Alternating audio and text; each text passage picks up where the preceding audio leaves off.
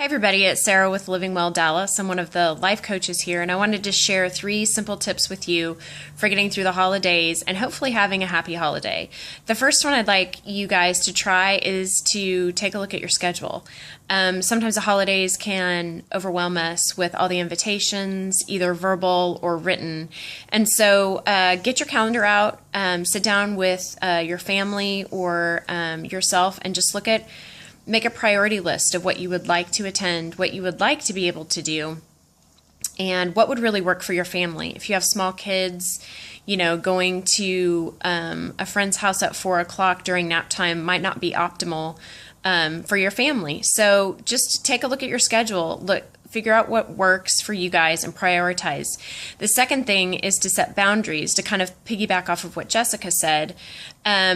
You want to set those boundaries with people, and you're going to have to RSVP no probably to some things, even great things that you want to be able to do. So what I like to do in my life and in my sessions is I encourage people to pick the phrase that pays.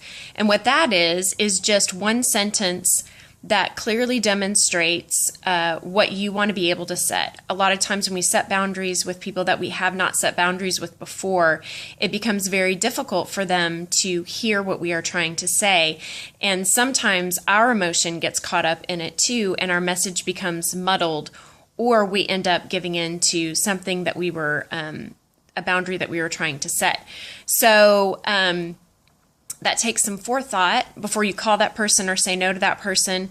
But I would just encourage you to figure out that one sentence that you can just say over and over again in a very loving way to that person.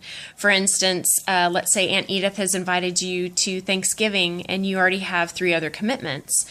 And you can't sit down and eat 4 full-blown Thanksgiving meals. So maybe a conversation with Aunt Edith would go, Aunt Edith, I'm really looking forward to seeing you on Thanksgiving. However, we have already RSVP'd to 3 other events, and we're not going to be able to make it this year.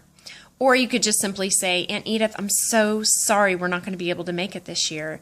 And if she comes back with guilt or whatever, or even just, true loving, she wants to spend time with you, just stick with that sentence and just say, Aunt Edith, I'm just so sorry we can't make it this year.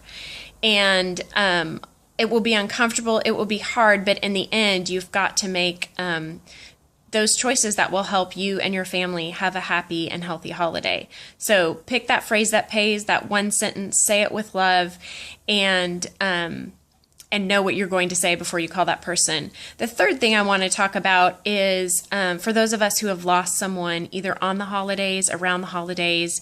It could be the first time without them this Christmas. It could be the 10th year. Regardless, that's hard. So I would just encourage you and your family to find a way to honor that person that you've lost.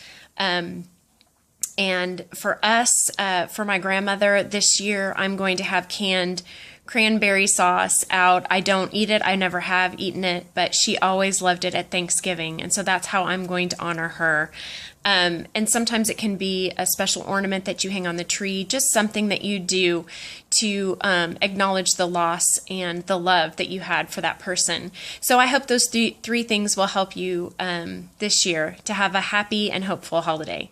Thanks.